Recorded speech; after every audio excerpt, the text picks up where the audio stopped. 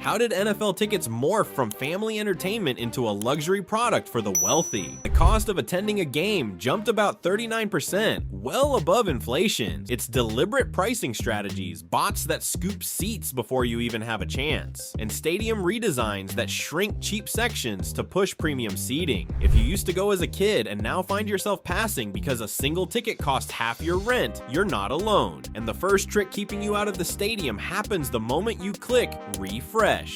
Dynamic pricing, the invisible hand on your wallet. The biggest driver creeping into your ticket price is something you never see. Dynamic pricing, often called the invisible hand on your wallet. In 2023, the average NFL ticket price rose 8.6% in a single year, and game day costs overall have soared far faster than inflation across the past decade. That jump isn't accidental, it's built into the system. Here's how it works. Dynamic pricing looks simple on the surface. More demand, higher price. Teams and ticketing platforms compare it to rideshare surge pricing, where fares go up during peak times. But football tickets don't just mirror demand. Algorithms are designed to constantly test the market and squeeze out as much as possible in real time. They pull from a range of signals: historical sales patterns, number of clicks on a seat, the opponent on the schedule, how close it is to game day, even prices on secondary resale markets, and adjust accordingly. Picture a fan in Cleveland logging in right at 10 a.m., hunting for seats.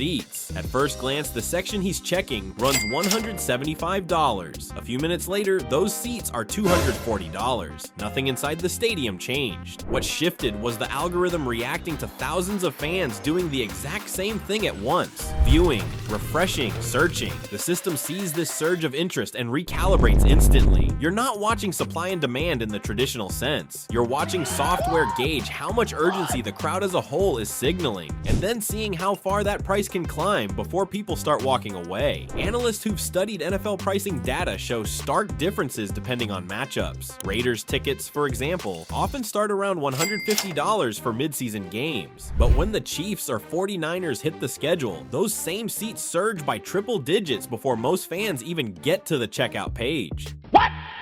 What the f? That's not some natural market rhythm. It's deliberate calibration, programmed well in advance to capture more money when the stakes and your willingness to pay are higher. Think of it like standing at a concession stand and watching the number on the register tick upward while you're deciding whether to order. 1 second it's $7, and by the time you reach for your card, it's $11. God, please, no! No! That's dynamic pricing at work, except happening to thousands of fans at once and at a much higher scale. Economists call these systems behavioral pricing traps. They point out that algorithms aren't passive. They observe how many people are interested, test different thresholds, and quickly push up prices when they see demand peaking. And if you're searching from an out-of-state location, the system assumes you're traveling and therefore more committed to attending. Higher stakes for the fan equals higher price for the ticket. What gets spun as market efficiency is really a pressure test on your wallet. And here's another layer. Fans frustrated by these jumps often ask where the extra cash actually goes.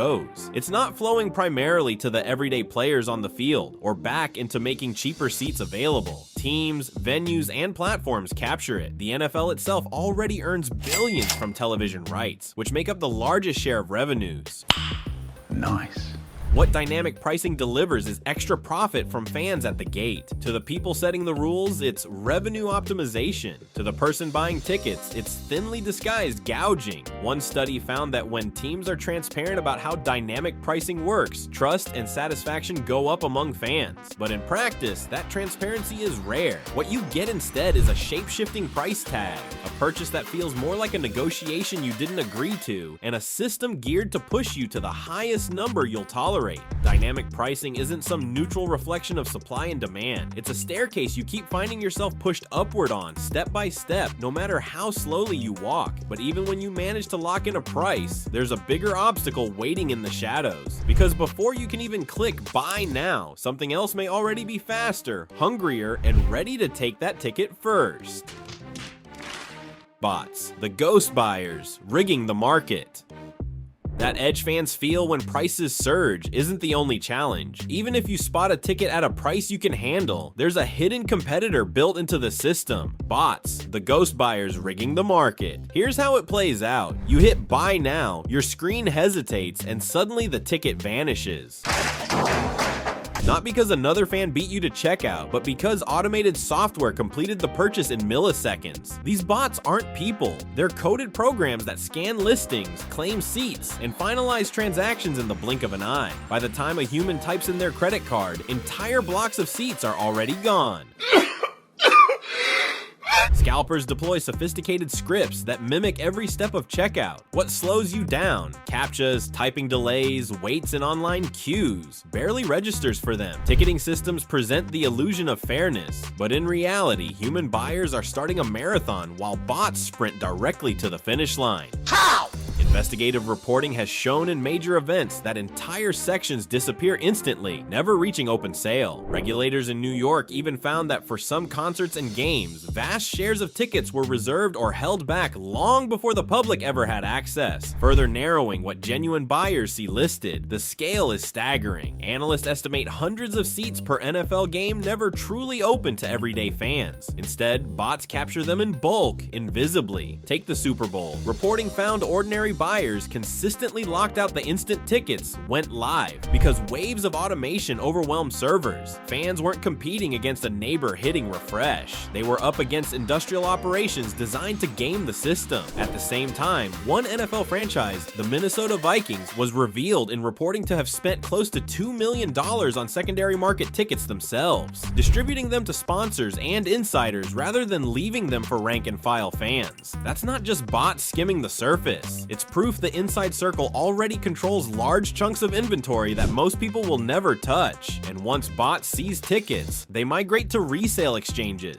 A $300 seat can reappear hours later at $500 or $800 depending on demand. Investigations have found resale markups averaging around 49% above face value in some cases, with certain high-demand games spiking much higher. Platforms often take fees at both ends, once when tickets sell the first time, and again when they reappear on affiliated secondary markets. That means the system profits from your frustration twice, while scalpers reap the middle margin. The law exists, but it's barely enforced. The Bots Act of 2016 specifically banned this kind of automated mass purchasing, yet enforcement has been limited, with prosecutions rare and penalties minimal. Regulators can point to the statute, but without consistent oversight or updated technical defenses, bots still thrive, and resale brokers operate with little pushback. The result is a landscape where ordinary fans watch tickets evaporate in front of them, only to reappear at inflated prices hours later on the same platform. The companies operating these systems argue they're fighting bots, yet they continue to earn from the second round of sales. It's a cycle where nearly every turn generates profit, just not for the fan. These practices aren't side effects, they're central features of how the ticket game works today. They leave fans empty-handed, resellers flush, and platforms collecting layered fees. If you're looking to outmaneuver it, your best bet is timing. Research and fan reports show that staying flexible and checking prices in the final 48 hours before kickoff can sometimes deliver a better deal. And that's the crucial point. What looks like an unpredictable mess is anything but. The patterns you're seeing aren't accidents. They're the consequence of a system structured from the ground up to maximize revenue, even if it locks out the very people it claims to serve.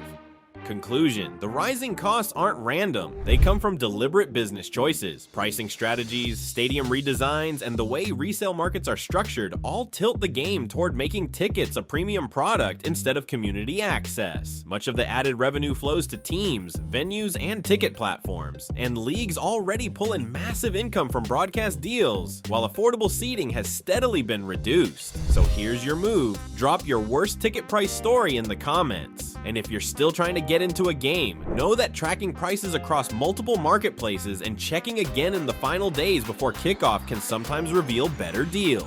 Because this isn't just about money, it's about who the live game experience is for. Right now, the economics push ordinary fans out. That can change. If you want more hard receipts on who's really profiting, hit subscribe and tell us which team priced you out.